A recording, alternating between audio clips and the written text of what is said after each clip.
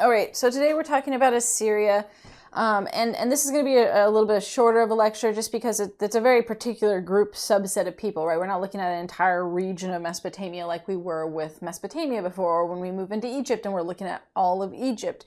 We're just looking at the Assyrian people. And the reason that we're paying attention to them at all is because they were kind of this unique caveat to Mesopotamia. They technically were in Mesopotamia, but they were not Mesopotamian in culture. So there were two capitals to Assyria.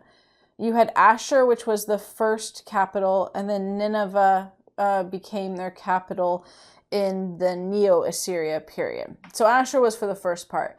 And so there you can see, right? They're right in the middle of Mesopotamia. And in fact, they come to control the ancient Near East in many ways within that empire.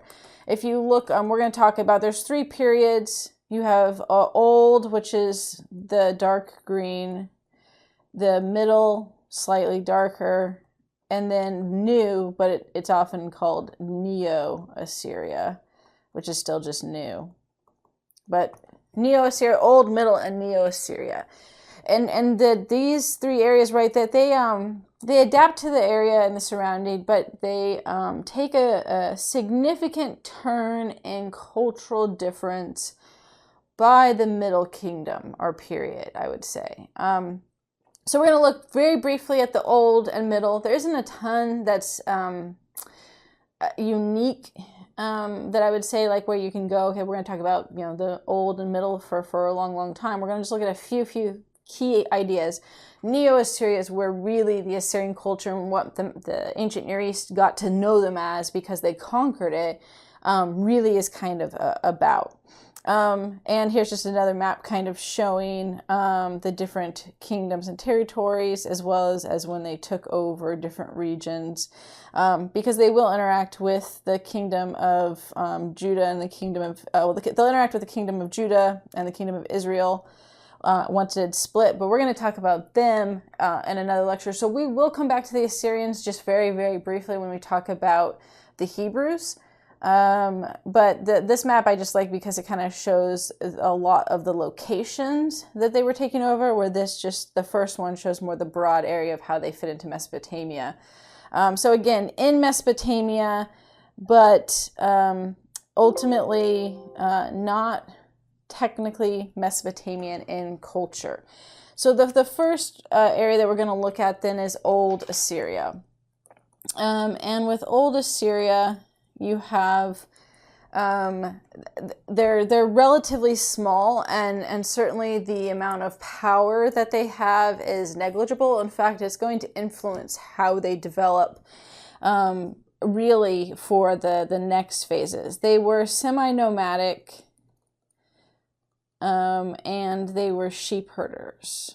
And so they were looked down upon. Again, Mesopotamia had a policy in general of looking down on those that had not transitioned to sedentary life completely. The Hammurabi's grandfather in Babylon had gotten ridiculed there. In fact, Hammurabi and his ancestors were ridiculed to Hammurabi because they had a closer connection to being, sheep herders or wearing animals' fur rather than woven cloth. And so it was a common enough insult in Mesopotamia, apparently, to showcase how we're better than you. They did something smart, though. Their main focus ended up being on trade because of their central position. And if you look on the map and kind of see how they were positioned between various empires and within Mesopotamia, what they did is they set up trade routes, and then they promised to provide protection for those routes in return for essentially toll fees. And so there were different costs if you had one axle, two axles, how many animals were hitched. For what you paid, but then you paid to go through those roads or those routes essentially because they were safer, because there were Assyrians there that were managing them to protect them. So in that sense, they intentionally utilized a resource that they had successfully. and were able to do so in a way that took advantage of their central location, because otherwise they were kind of trampled over in the old Assyria. The only main leader of the old Assyria was his name was Shamsi-Adad. There were other kings and stuff that way, but he's probably the most well known from that period. And he did set up some of the characteristics of Assyria, specifically with an emphasis on kingship as being really important. Now, it's not that kingship wasn't important in Mesopotamia. We looked at what made a good king and that was there. But Assyria had let's put it under here, what we'd call kind of a hyper focus on kings and their role. Did hyper focus on kings as leaders. And this played a role in their development. In terms of the king was supposed to be the military leader. He was supposed to be strong and powerful. And this was more important than most other things for Assyria than in Mesopotamia. The other thing that they had was that they used religion as a justification for violence, for aggression and expansion. It's not like what it's going to be, because in the old period they're pretty benign. But they had something that was very different. Their patron deity was Ashur. So here's something don't get confused with, right? So as I was saying before, my son decided to intentionally interrupt the recording, because that's what he does. He does it with phone calls too. Anyway, sorry. Ashur, it's easy to get confused because Ashur is two things. Ashur was their patron deity. He was a god, but more specifically, he was their patron deity. They were polytheistic as well, but they had hyper focus on their patron deity. But he was also the capital of Assyria, right? So it was both things. So you can either refer to Ashur as a place or as a god, depending on how they're using it. But in religion, Ashur was, if we're looking at within the patron deity, was much more of a violent god. And they end up, he gets worse as time goes on because they use him for justification for expansion. But that they argue that then the blood in warfare is a sacrifice to Ashur. And you don't see that with other Mesopotamian gods, not to that extent. Ultimately, the small amount of area that they expanded under the king Shamshi-Adad in the old Assyria was relatively small, and they couldn't hold on to it long term. And the old Assyria kind of crumbles and collapses in any type of expansion power, but is going to reemerge a few hundred years later in Middle Assyria. Right, as I mentioned, old Assyria is short, and Middle Assyria is not much longer with what we're going to focus on, because we're just looking at kind of the snapshot of how they're unique. Now, Middle Assyria emerges, and they have new goals, which is to expand and conquer more of Mesopotamia, in part because they felt, being central to the region that they were, the trade routes weren't enough to protect them, and if they really wanted to have any solidity and not being constantly trampled over by other empires, they were going to need to take over. And that isn't necessarily wrong. Those that were kind of central to other larger kingdoms tended to be walked over and stepped on because they were in the way, or they provided a useful passage to the next location. And so you have in Middle Assyria an attempt to begin that expansion. And I'm not going to test you. The names of these kings are pretty unique. And I'm not going to ask you to remember the kings. Just know like kind of the general characteristics of Old and Middle and New Assyria. Tukulti-Ninurta was a king in Middle Assyria. He was around 1244 BCE. And what's unique about him, or memorable, if you will, was that under his leadership, they sacked Babylon, which is a big deal.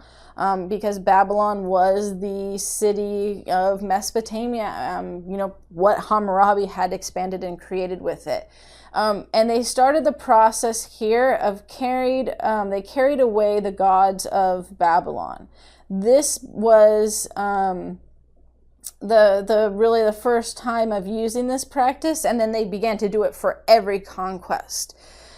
They carried away the gods of Babylon, and what they would do is they carry away the little statuettes, because the gods, right, were represented in statues, and they carried away the smaller statuettes, and it was meant to, usually what it became was to mock those that they conquered. Like, your gods suck, our gods, and specifically Asher, are better than yours. And later they'll actually not only carry away the gods, but they'll put a statue of Asher in the town center. And it was not that they expected everyone to worship Asher. It was literally just, we're mocking you because we conquered you. They did pardon however ceremoniously that they did, Marduk, right? And remember, Marduk was the patron deity of Babylon. So it was at some sense maybe trying to not completely annihilate. They're not, in the Middle of Syria, they're not annihilating people yet. They're just beginning to expand and kind of test things out. But what the middle period definitely was a constant series of conquests. And so it shouldn't be surprising that you see, if you go back to that first map, they're expanding. They're getting larger. The other thing that emerges during this time was the practice of recording conquests on the palace walls. So one of the things that we have, a lot of the images that I showed in the meetings, and I'm going to show you here in a minute again, was that the kings, in order to, because remember there's an emphasis of, if we go back to here, the king as a military leader and strong and powerful. Well, one of the ways to do that was to record your conquest as a king. How do you show you're a military leader? How do you show you're strong and powerful? Put what you accomplished on the palace walls so that no one can question that. And then it's kind of creates a legacy. So the Assyrians recorded all of their conquests, or at least the ones that the kings saw worthy, on the palace walls, and they carved out images of them sacking towns, carrying away gods. Later, the torture in Neo-Assyria, they continued that practice for sure. One of the things that's going to happen, though, is that you're going to have, and this is the one date I will put as a term on the test, and I want you to know, 1200 BCE. This is an average date, by the way. Technically, it started more around, there's ones arguing for 1144, 1177 BCE, but we're just, if you're averaging out around the late 1100s to early 1200s, there is an event that happens that is super important that impacts everywhere in the ancient Near East and the Mediterranean. And around 1200 BCE, you have the complete collapse of all kingdoms in the ancient Near East and the Mediterranean, and it was all of them: Babylon, Egypt, the Hittites, the Assyrians, and then you have the Minoans and the Mycenaeans, and some smaller other groups as well. You had this massive collapse from all of these, and why. We'll talk about the reasons in just a second. Ultimately, why is this significant? Because it creates a opening in power, right? A vacuum in power, really, and in that. All of the major players were no longer able to sustain their kingdoms, and this is going to lead to two groups: the Phoenicians and the Kingdom of Israel to emerge. The Kingdom of Israel never would have become independent if it hadn't arisen out of this 1200 BCE date. Both them and the Phoenicians became independent kingdoms right around this time. And the only reason they were allowed to do so was because there was this massive vacuum of power. We'll bring this back up when we talk about the Hebrews. But ultimately, as soon as the vacuum of power and the effects of 1200 BCE go away and these empires start reemerging, they get conquered. Right? So it's very clear. They only were independent because of the vacuum of power. But it also is going to impact Assyria, which is why we're talking about them as well. So why does this happen, right? Let's look at the reasons. We don't know 100%, right? There isn't one clear cut like, oh, it was only definitely this. It seems to be a series of events. I always think of it as like Lemony Snicket's and a series of unfortunate events. In that it's a series of unfortunate events for that region that all kind of converged together that ultimately caused this problem. So one of the things that you have that had been happening was a steady increase in population. That in of itself isn't necessarily a negative, but when you combined it with drought and potentially some famine, there was also what appears to be some natural disasters that took place. There was an earthquake and environmental changes, so drought and some famines. And then you had different groups of raiders, the sea peoples and then inland raiders. Let me just do inland. So these different things. The sea peoples, there's speculation whether they were the Mycenaeans or a group similar to them. They raided from the sea, right? Technology was increasing by this time to where there were some with boat technology, although it was still more, it wasn't commonplace, but it was more likely that there were groups that could do this. We know the Minoans and the Mycenaeans had the capability. And they would raid from the sea, they would go in, they would stop, they'd raid the coastal towns, and then they'd get back in their ships and leave. And we know the Mycenaeans did this. So it's a very good chance that the Mycenaeans were connected to some of the sea peoples or became part of the sea peoples myth that was being shared about stories being told of different peoples raiding from the sea. And the Mycenaeans record this in their histories as well.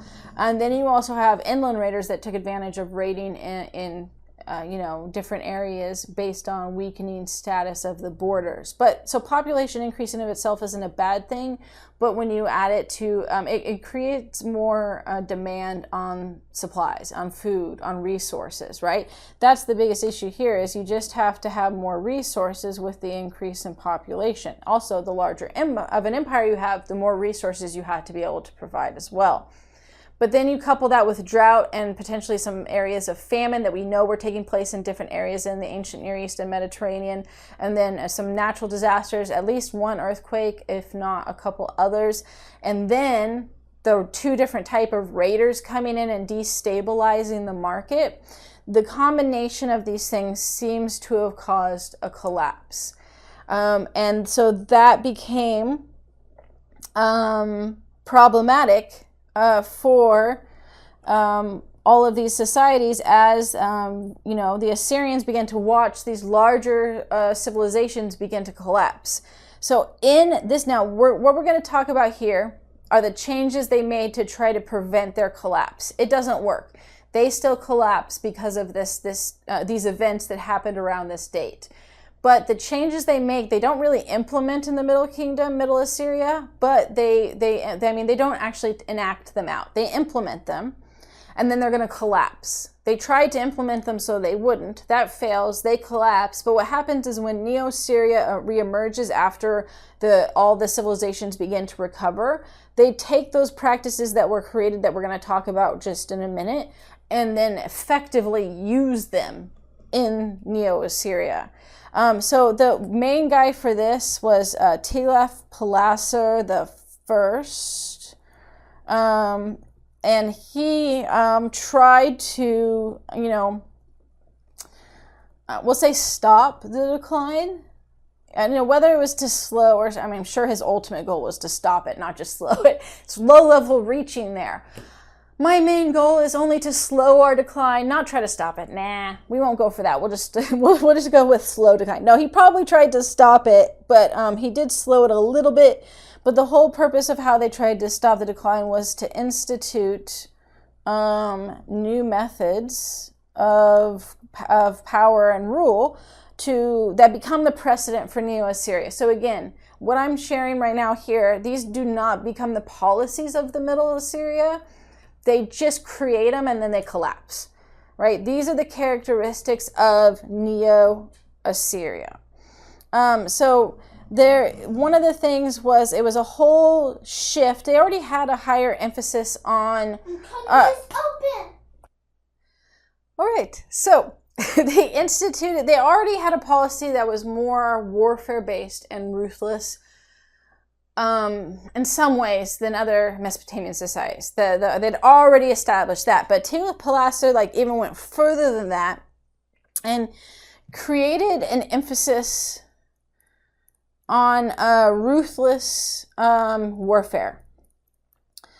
And I think the idea was that if everyone is collapsing around, if we become the most fearsome fighters and conquest, then we can stave off this decline, right? And so you have the beginnings of shifting of society, of Assyrian society, to have a massive focus on hunting. And here's the reason for this. Hunting is seen as strength and power, right? Kings would showcase their hunting prowess to not just reassert, but basically make people feel safe that they were good fighters too, that they were good military leaders. If you were a good hunter, you were a good fighter.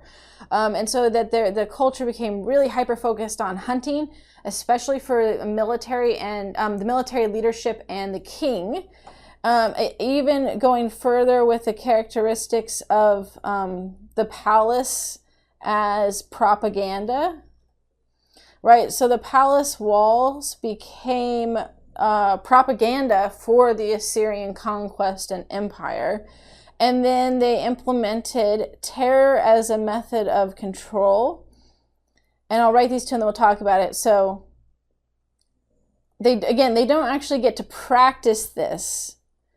And then mass deportation. So this became like the to-do list.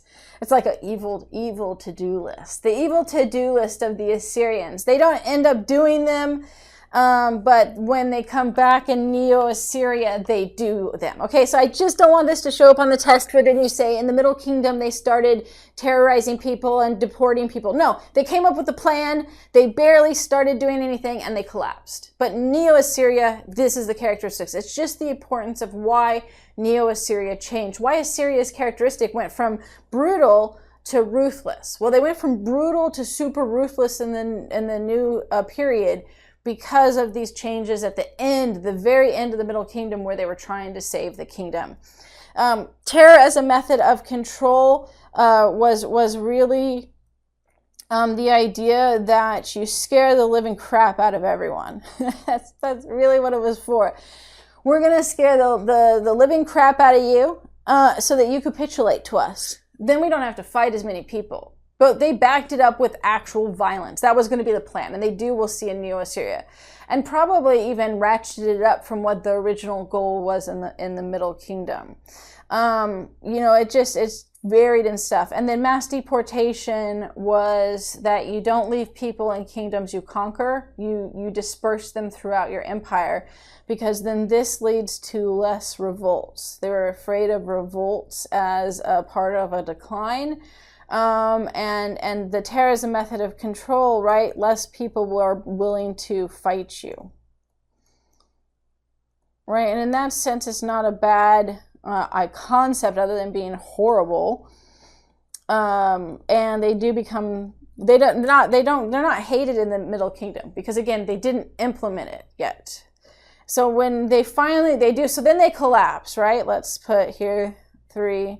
They do collapse to the 1200 BCE date, right? They do succumb to that. When they come back and start gaining power again, right? You have those early problems with conquest. How do you, try to expand your, and I'm sure their initial goals were just to get back to the level of Middle Assyria. We lost all of this aspect. And so they start off really with, there's two kind of kings in Neo-Assyria, and then we'll look at the pictures.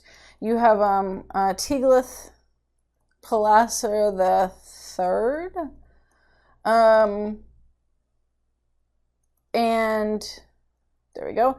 He instituted tribute, where he demanded tribute from Western kingdoms.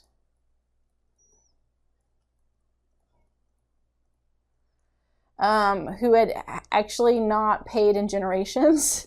So he's like, hey, remember how, like several hundred years ago, you guys had to pay us because we controlled the region?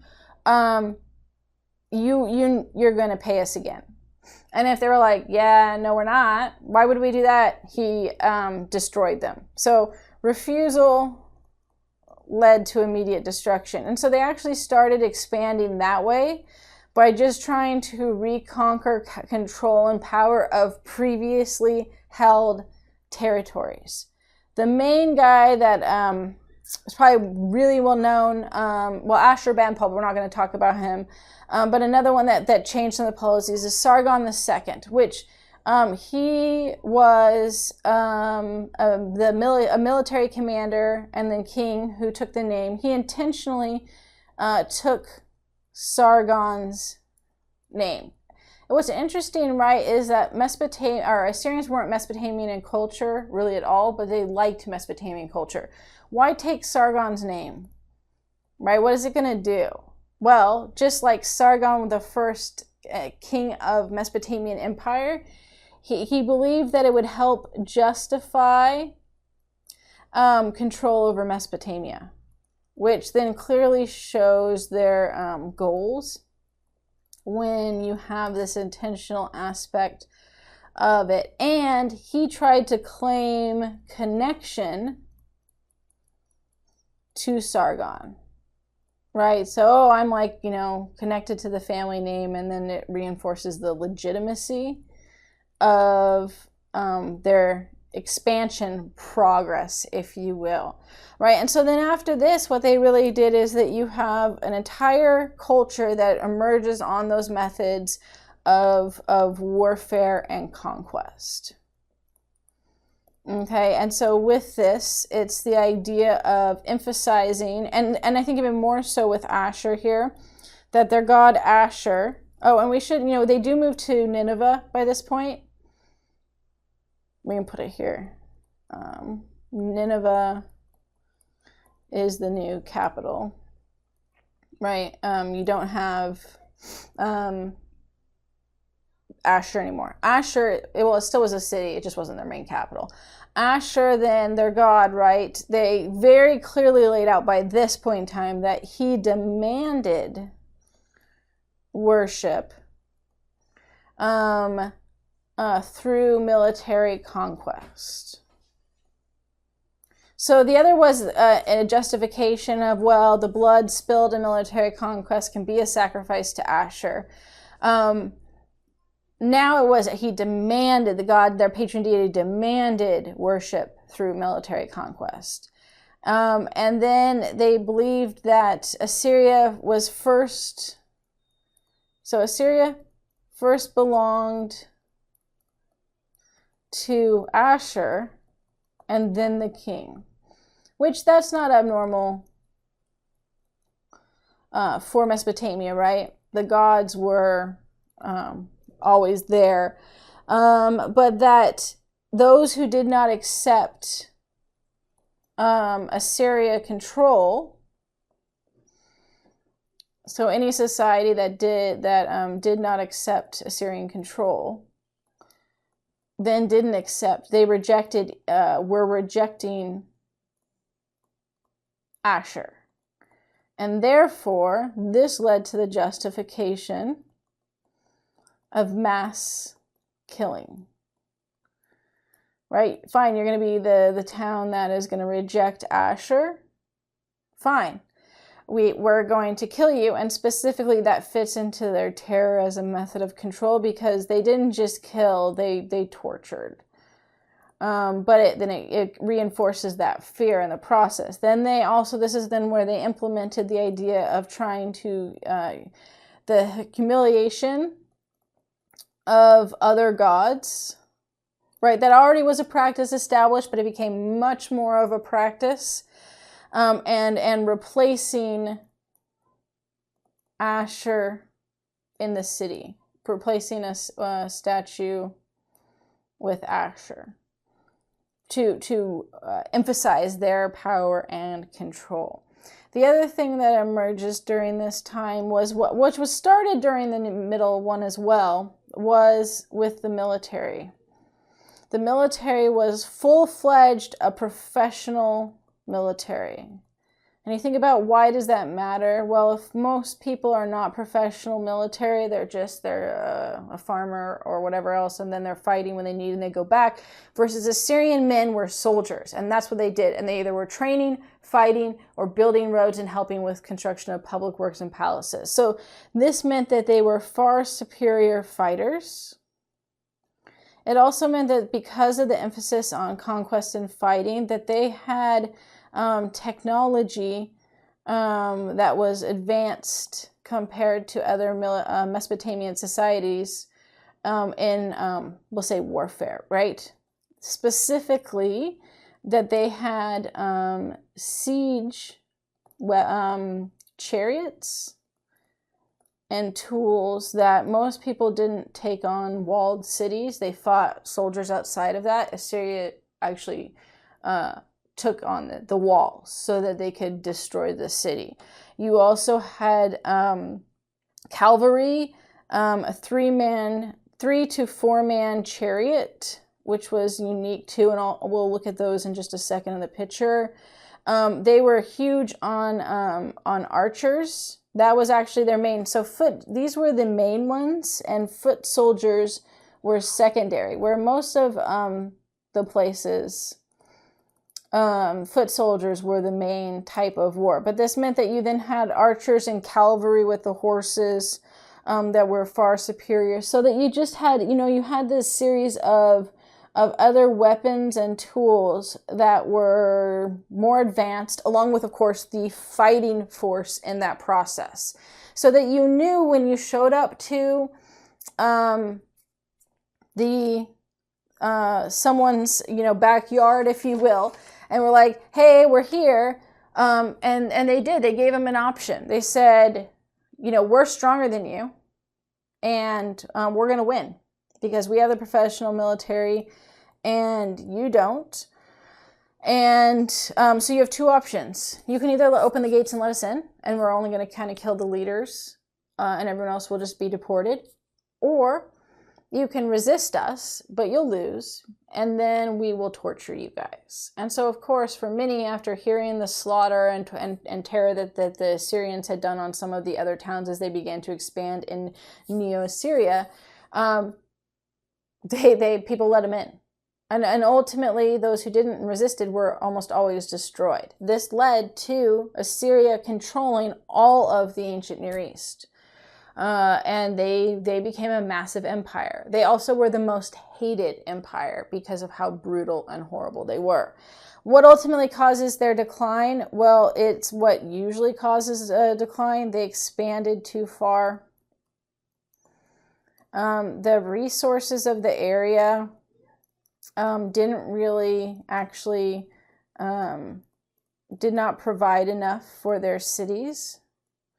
So they relied on looting to supplement their resources, which was fine at first because they were conquering so many places. They became extremely wealthy at first, but this eventually runs out. And once you don't have the constant funds that you need, and sure, they had some areas that were paying tribute, but it was problematic. But once you run out of funds, they could not deport people as much because that costs money.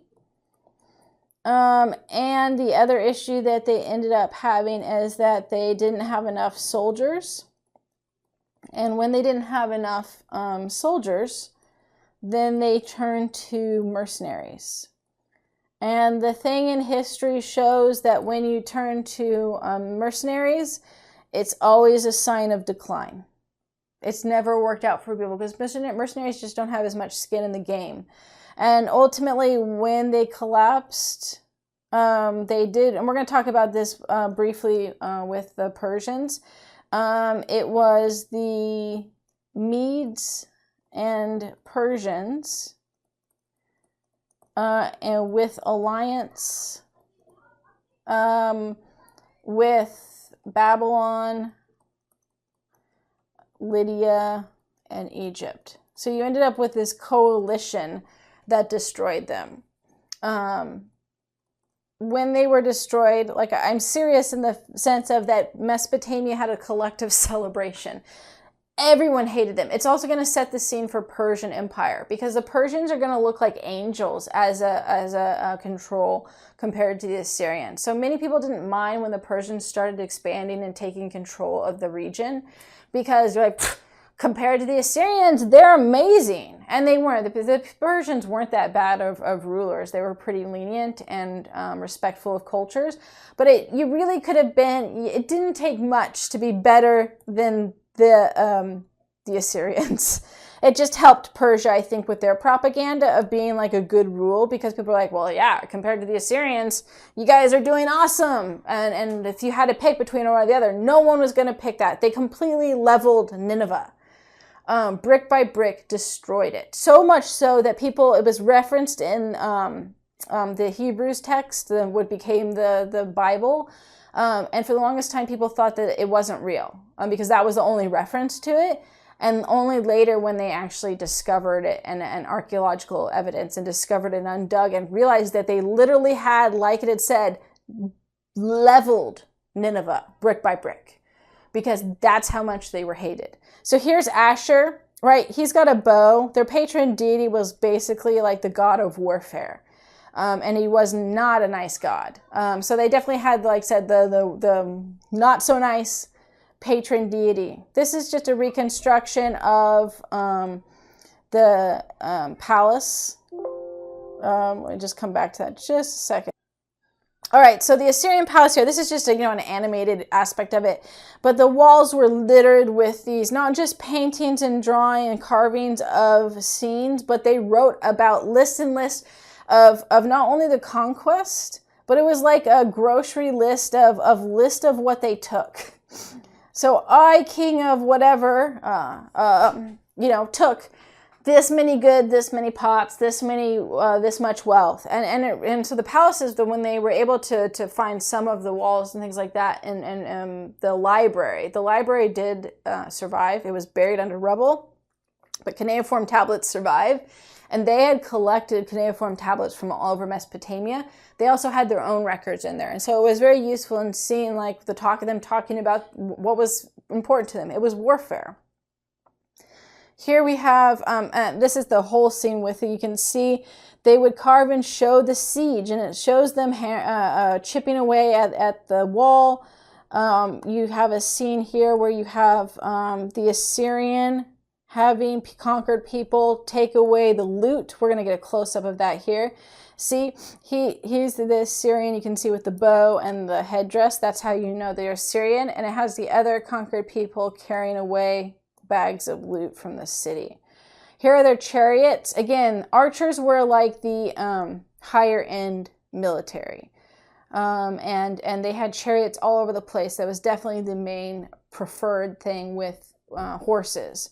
But talking about terrorism, method control, this is it right here. They impaled people. That was probably their number one way of killing people. And it's a sharp stick, and you shove that person on it alive. It's a slow, painful death, and it's scary. And so it was a good physical reminder. It's kind of like later with the Romans, they did crucifixions. It's visually, people see it. It's a slow death. It's painful. It's scary. It's meant to cause that fear as well as also cause a lot of pain. Here we have another scene again of the Assyrian soldiers attacking, breaking down the walls, invading the city.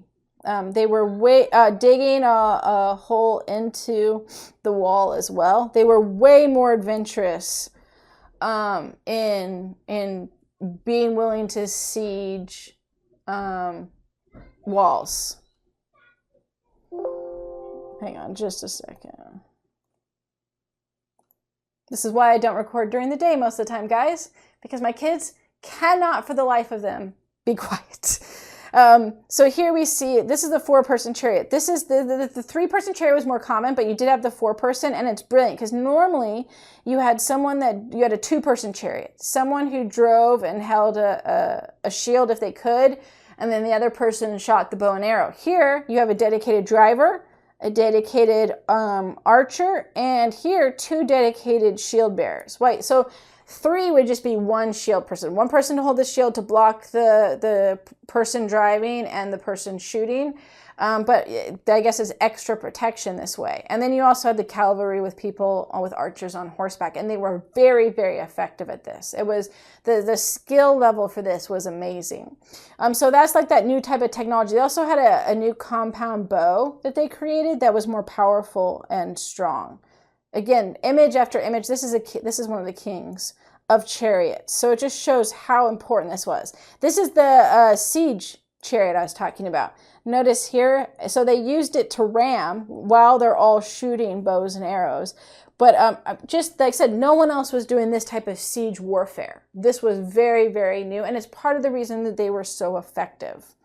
And then you do have a few things with foot soldiers. And this was a common, the round shields and spears was the go-to foot soldier gear in Mesopotamia everywhere, and later we'll see within Greece as well, and Rome, although Rome's going to move away from the spears. Now, this was kind of common, but the foot soldiers were definitely lower class. So when you saw these, right, the archers were the higher upper class Assyrians. The foot soldiers were looked on as like not skilled enough and not of high enough class to be archers.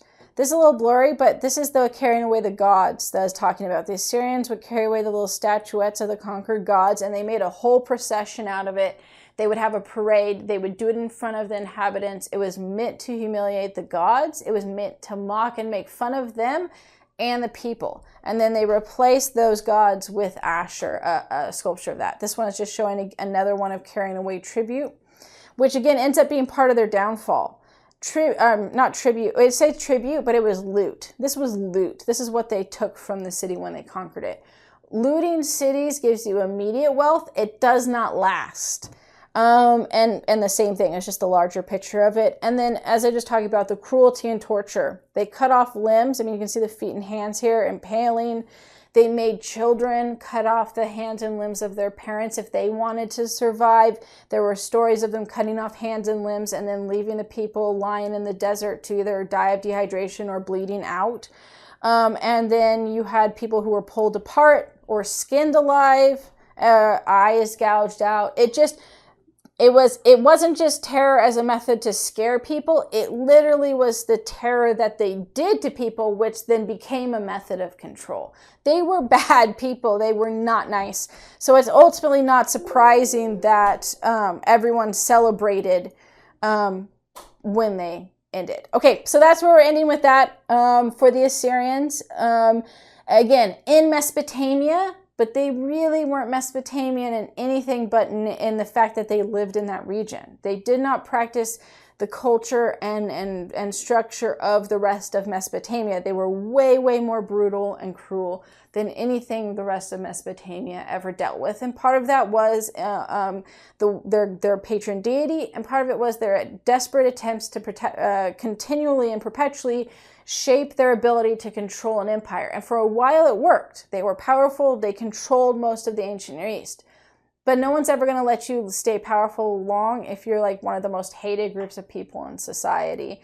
Everyone's going to be trying to figure out how to bring you down. And inevitably they spread too thin and groups were able, alliances were created that had never been agreed upon before to bring them down. That shows you, again, how much they were hated. People were willing to work with people they normally fought against just to end the Assyrians. All right, we're going to look at Egypt next.